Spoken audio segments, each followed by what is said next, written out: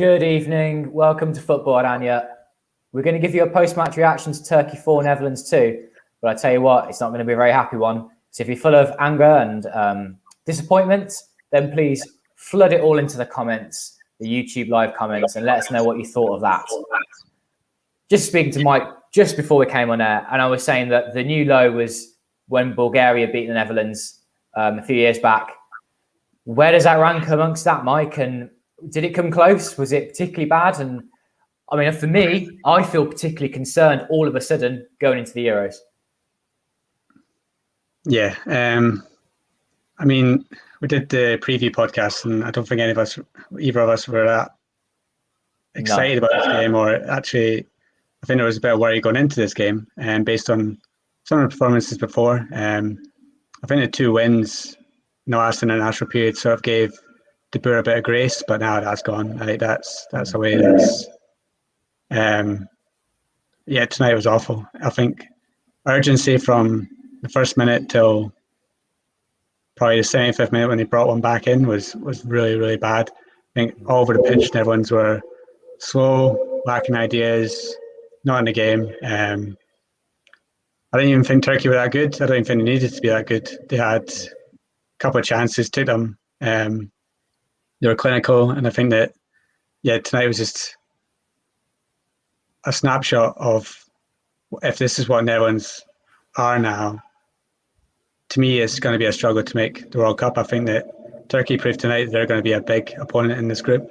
Then they've still got Norway to come as well, and the players that they've got. I mean, if Burak Yilmaz can torment our defence, what's Haaland going to do?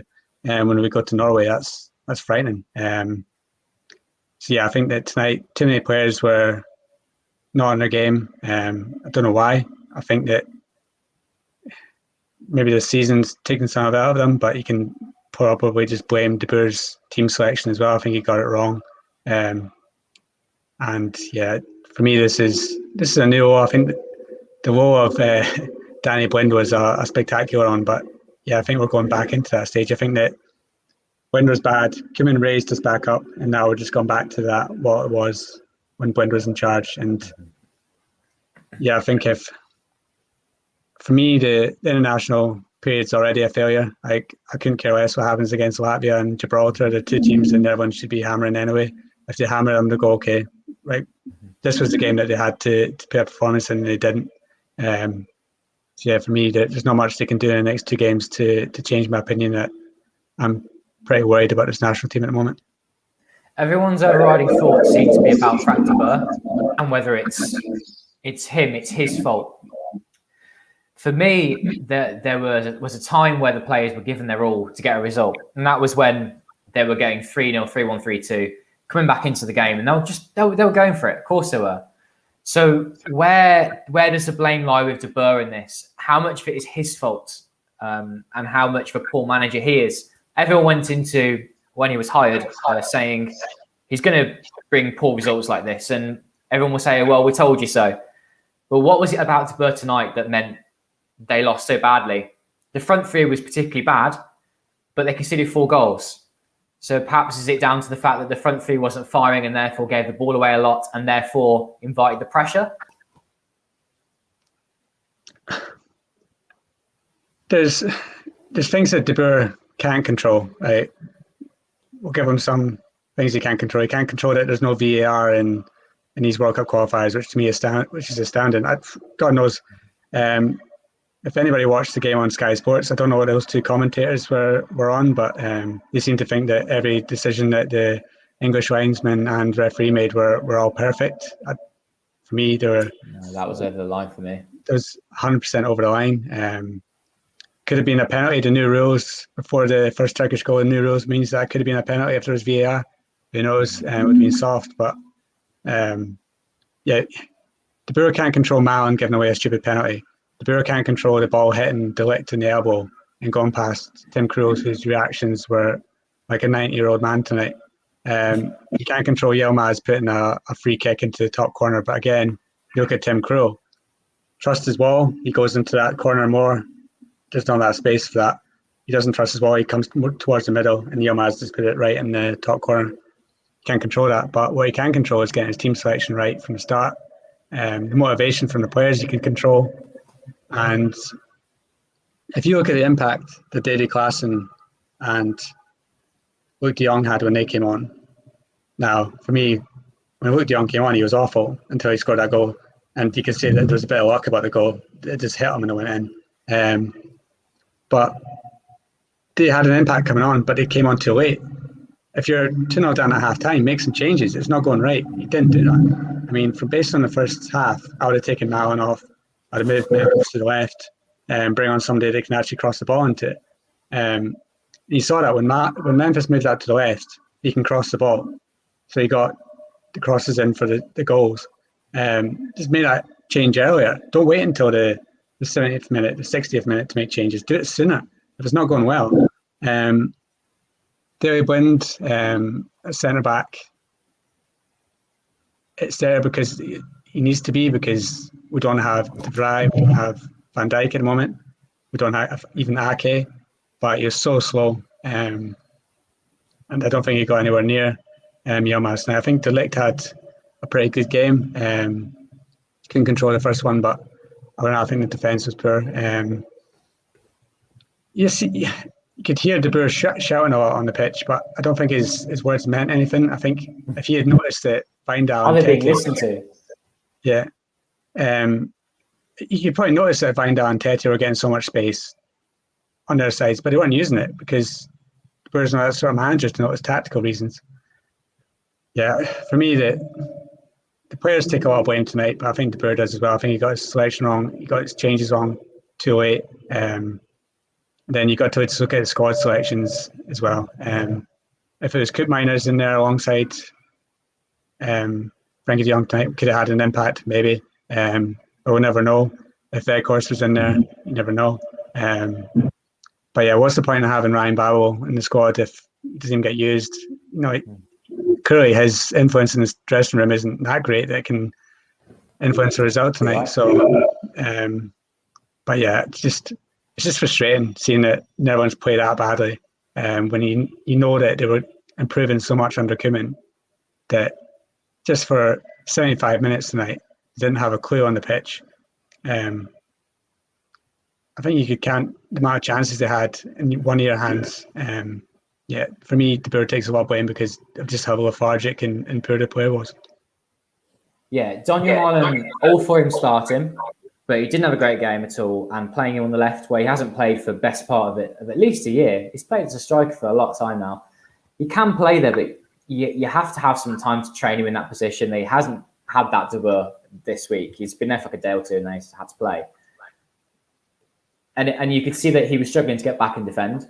You could see that, I mean, he gave no penalty. And coming forward, like you say, wasn't putting crosses in.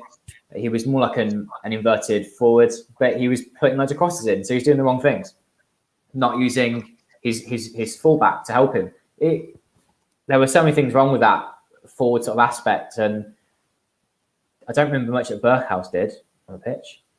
And normally his influence can be quite strong off the right for Feyenoord. Different level of opposition, of course. As for what you're saying about Yilmaz, he is doing really well in Liga, but Haaland is definitely a better striker, and they're both going to run riot against his defence. But I didn't think that was going to be a problem. Van Dijk being out injured, a big miss, but didn't think it was as big as miss as it probably was tonight. We've got loads of comments in that I'd love to show some on the screen, so I'll just have a quick flick through now and I'll put a few on the screen. Marks isn't surprised at all. And the poor selection leads to poor results. And the urgency in the last bit of the game should have been done the whole game.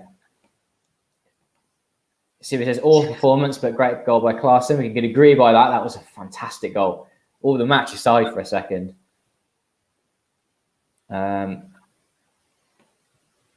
Steve says, he'll never forget the KMVB if we don't make the World Cup.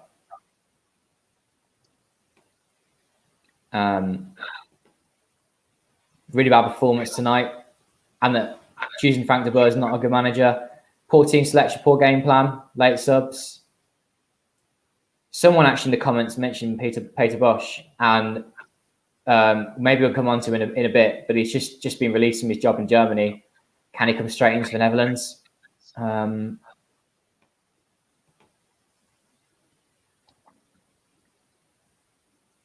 I think this is more of a conversation between someone who's Turkish and someone who's Dutch. Here's one from Clays. Why are we using two DMs? Yeah. Yeah, Marlon playing left wing was a poor choice. And another one here as well.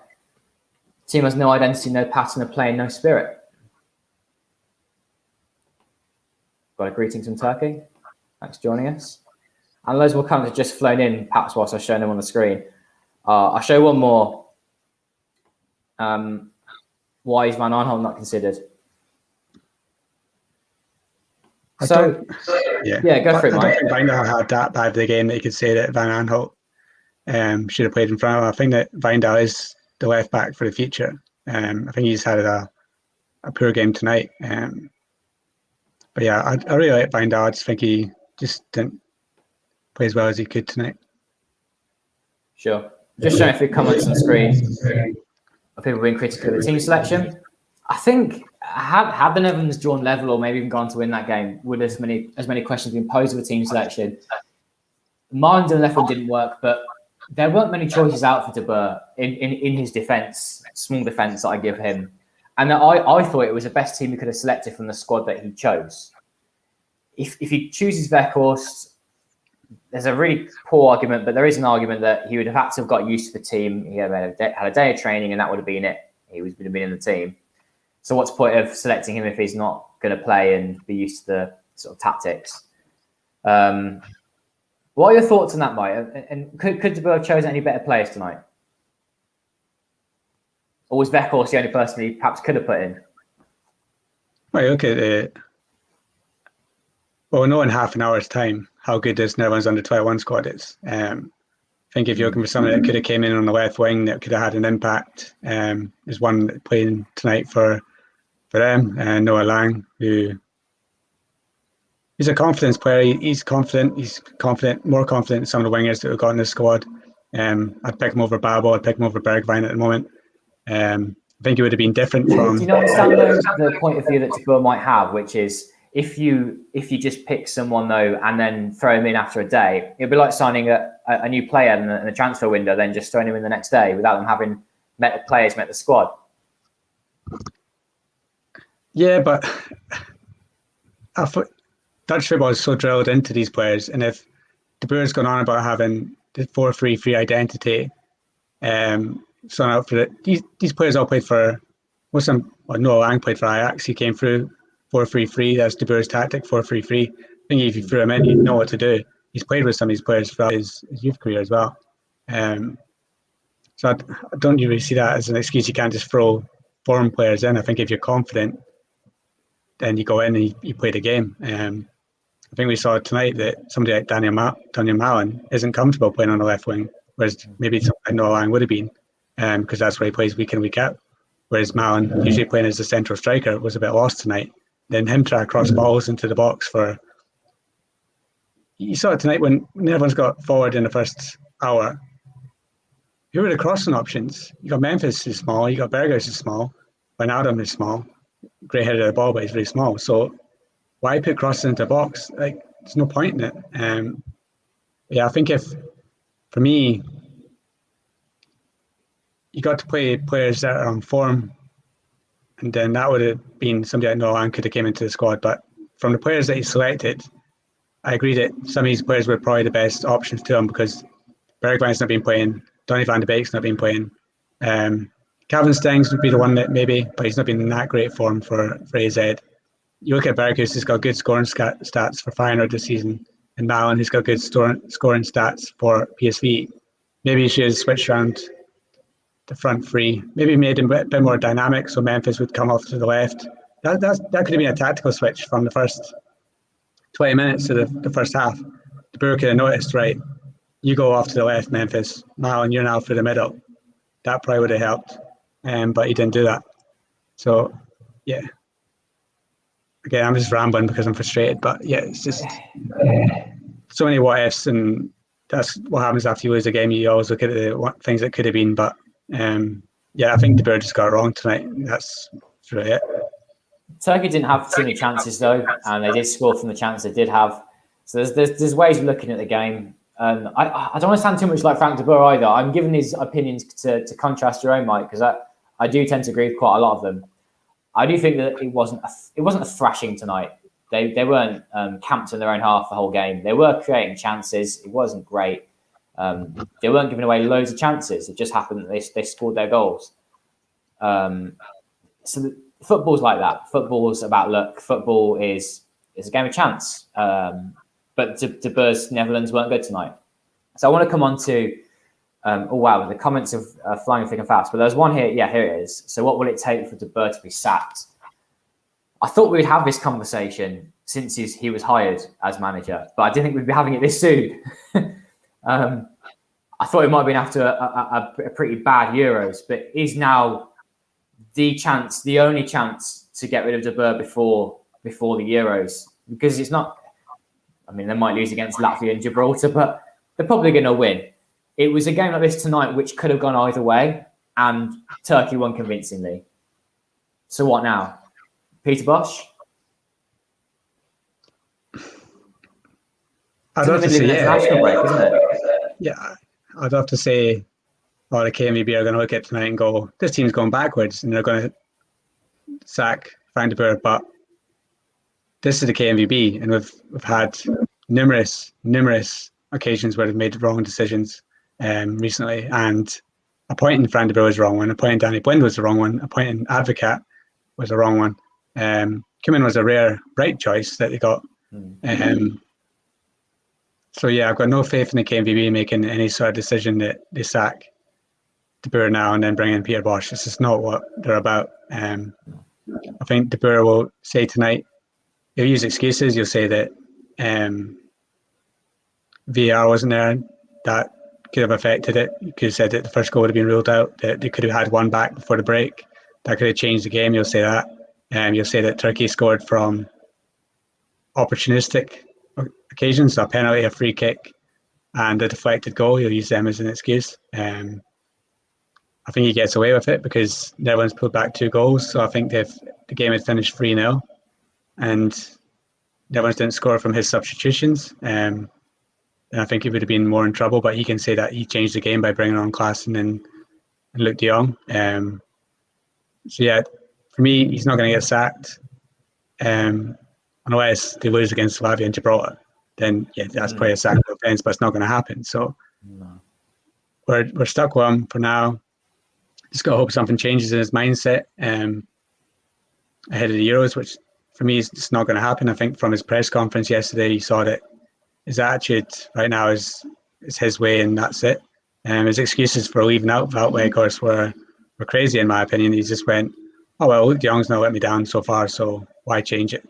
That's his sort of attitude. If you put in a half decent performance, you're in the squad for the rest of it. That's why Ryan Babel started it. So yeah, for me, Peter Bosz would be great, but it's not going to happen.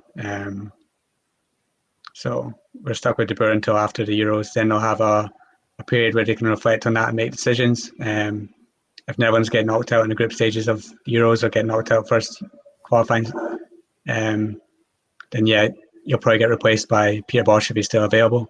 But until then, we're stuck with him. So he's got to get used to him being in charge for the Euros as well. He'll be in charge of the Euros, yeah. And if he's in charge a year from now, I'll eat a Football-Oranje wristband. If we've got any left. Careless advertising there. There's a few more in about player choices. I have to admit I do disagree with a couple of them, and that's not to say I don't respect your opinion. I do disagree. I mean, Depay being left out of the national team, that's a bit much. And also the best left wing we got is Dilrosun. I don't think so. No, he doesn't play enough. He's pacey, yeah, but hasn't come along much since his developmental days. One I perhaps do agree more with is that Donny van de Beek probably does deserve a chance. I mean, watching tonight, you'd think he'd get a game either against Latvia or Gibraltar. He's just got the quick feet, isn't he? A quick brain to try and create chances around the box, and maybe that'd be useful. Who else we got? Yeah, the four attacks I had were on the counter attack, and De Boer, if he's going to be a tactically astute enough, he should have anticipated it. And you know what, mate of truth, I'm going to be in your camp on this, probably in a rare camp. I didn't think they played that badly. I wouldn't say played well, played good. I think that they didn't play that bad on the whole, and that because of the chances that Turkey scored, the scoreline was skewed. And then it comes back to the point that De Boer won't be sacked tonight because of that. And I think that's how the KNVB will view that. They'll think that it's a bit of bad luck tonight, especially with VAR. I'm guessing you might disagree with Mike in that it was a genuinely very below par performance. Yeah, I think that maybe it's just because things have been sort of average for so many years that this is like a not too bad performance, but Netherlands should be winning these games. If the Netherlands wants to challenge at the Euros, they have to show more performance than this. The amount of chances Netherlands created tonight until the last 10 minutes, the last 2 minutes, they had a couple of chances. Turkey goalkeeper made a couple of good saves, saved the penalty as well, could have been 4-3. But for probably about 70 minutes of the game, Netherlands were awful and around the box, not creating much, except for the direct header that got cleared off the line. So for that reason, I can't say that we played well tonight because the attack was so bad. Defensively, you could say you restricted Turkey to a couple of chances on the counter. I look at the third goal.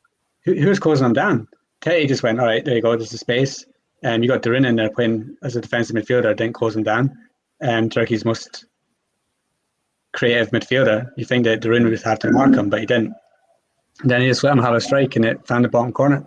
I just think that defensively there's suspect and the attack was so bad tonight that I can't say that I think we played well. I think that, there was times where we dominated possession. You could say it going away from home to Turkey, which is usually a difficult place to play, and you dominate possession and you've done all right. But just what you do with that possession. I'm sick of just seeing Netherlands pass the ball around without actually finding a way through teams, and that was just another example of it tonight. You can have the ball all you want, but until you start creating chances and scoring goals, there's just no point of it. So something needs to change in that aspect for the Euros, because if they play how they did tonight, dominate possession but do absolutely nothing around the box, then they're going to go out pretty early in the Euros. And there's got to be better teams than Turkey that expose Netherlands on the counter attack. The use of these defensive midfielders and then how we used to say on the counter attack is a massive concern. And it comes nice actually to this question we had, which is it's a big one, but I'm going to throw it at you, Mike. What can be done to make the Netherlands competitive at the Euros? And after a night like tonight, that's a big one. And I think the only thing I could suggest is a change direction with the manager, because for me, the players are always going to care, and I won't say that tonight was a lack of effort from the players. They want to win. You can see the team spirit in this Netherlands side that they care and they want to get results. But if there's a lack of tactical input from a manager and coaches, then they're gonna start feeling deflated is a nice word, rather than perhaps unmotivated or undetermined. That without a bit of tactical leadership, they're going to feel as though, wow, I don't know really what I'm doing in this situation. I'm trying my best, but I don't know what to do here. And then it's 3-0, and then it feels like it's just going downhill from there, and they think their plan's not working. What are your thoughts on that, Mike? So I think we're going to head to the Euros. I think, you got to hope that De Vrij will be back. I don't think Van Dijk will be back, so that's a plus. You got to look at playing the right players in the right positions. I think that for Darun, he has a role in big games against big nations, but he's just not good enough on the ball. He's not dynamic enough. When you got players like David Klaassen can put in more effort than he can, and Ryan Gravenberg, he can come into the midfield. You got Toon Koopmeiners, these players that are so good on the ball, yet go let Darun run around for 75 minutes. Maybe he blocks one pass here and there, but just sort of sideways passes the whole time, where you got somebody like Gravenberg who can take on a player, run with a ball, dribble with it. You need to look at the attack. something needs to be done with that. Maybe move Memphis to the left if it's not working, him for the middle. Yeah. Then look for somebody that can play up front, whether that is Veghorst, whether it's Malin, whether it's Luke de Jong. Just try something different. For me, I hope it's not. No, it's not going to get silly. We don't want to go out in the group stages, but just look at something different. And if for the rest of the season, if Boadou continues to score, AZ finished second, he has a great under 21 Euros. Look at him. Just pick the players that are confident and playing well, and play them in natural positions, and then just let them have a free roll and free reign. I think Memphis has a free reign, but there has to be other players on the pitch that take some responsibility, because I think he had too much control tonight. I think he kind of tried to do everything on his own for the first half an hour, and somebody has to try and rein him in sometimes. But yeah, for the Euros, hopefully some of the defenders come back. Look at right back position. I think Tete was poor tonight. You got Dumfries, but you got to look at somebody like Rick Karsdorp, who's doing things week in, week out for Roma. Maybe he comes into it. The goalkeeper situation will be better, because I think Cillessen will come back in. And then even if Cillessen isn't playing, then look at Stekelenburg. He's solid enough for Ajax right now to say that he's better than Tim Krul. Because Tim Krul was awful tonight. So look at that situation. Even Marco Bizot as well, because he was great for AZ at the weekend against PSV. So he's now a goalkeeper that could come into it. So yeah, I think there's a lot of things that can change between now and the Euros. I think you need to have some impact players from the bench as well, because when you're down and you're bringing on, all you're doing is switching your fullbacks. You maybe have to have two strikers on the bench to bring on. It seemed quite a random substitution, didn't it? You're not going to come back from 3-0 down by swapping Wijndal for Van Aanholt or Dumfries for Tete. Just you have to go gun ho and bring on. Imagine the last 25 minutes with Luke de Jong and Veghorst in the box and pummeling balls into it. It might have been a bit more interesting. It might have got a bit more goals, but yeah, there's a lot of things that can change between now and Euros. But for me right now, looking at the squad, looking at the way they're playing, the way they're coached, I'm not very optimistic at the moment. I just was looking at a few more of the comments to bring up on screen, but to be honest with you, there's a lot of Turkish fans in the comments now, so I'm gonna leave it at that with the comments. But there were a few more talking about players. So yeah, fair play to them. Yeah, well, it's a big result for the minute. You know, they won't get too many like that very often, will they? To be fair. So as for the Netherlands, there are many comments talking about player selection, and I still find it hard to agree with too many of them, because they are very good players out on that pitch. It's just that they need a bit more guidance, I think, for how they need to get results. But there's enough time before the Euros talking about all these changes. But there's 2 games against very simple opponents, and you're not going to learn very much from beating Latvia, definitely not Gibraltar. So that's it. They've run out of time, and they're going to get knocked out of the Euros. That's what it sounds like at the minute. And there's no time to change. I mean, the comments just coming again here about what the best starting lineup would be. Pretty much what we got now. And Van Dijk coming back may make an impact in terms of the dressing room and players on the pitch. He will bring that leadership, but whether he's fit or not, we don't know. We talked about in the preview to this game that if he's not fit, don't take him. Don't risk it. But at this rate, they're going to be out anyway. Is there any final thoughts from you, Mike, before we leave it here tonight? And we'll have to see whether we can do another match reaction to Latvia and Gibraltar. I mean, it's kind of deflating, and if we don't learn very much from beating Latvia 2-0, then it may not be worth doing one. But we'll see how we go with it. So if you are watching this now thinking, yeah, I'll definitely come to another one in future, we'll definitely do them for Euros, and we may well do them for Latvia and Gibraltar. We'll see. But any final thoughts, Mike, about the game? Disappointing. Not what we'd hoped for the first game of the year. I think it's a wake-up call as well. I think that sometimes we think that the Netherlands are going to go to Euros and have a great time and reach the semi-finals, reach the finals. Tonight's just a bit of a wake-up call. They can use that, maybe.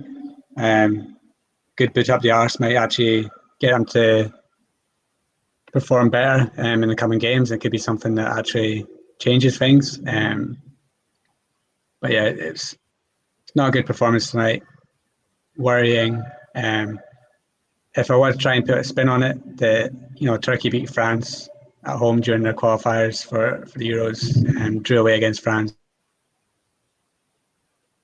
This is a good team. Just disappointing. So yeah, just for me, whatever happens the next two games, they're going to win. Everyone's going to win. Yeah, fair enough. But yeah, a lot of things have got to change between now and the Euros, and then it makes me worried about the games against Norway and even Turkey at home. Netherlands against Turkey at home, so that's now a must-win game now. So yeah, it's the first game of the World Cup qualifiers. It's a not lose situation. Netherlands have lost it. Now they need to stand up and fight for it, and we'll see what they're made of. Well, thanks everyone for watching and commenting, and thanking us as well for doing this sort of match reaction.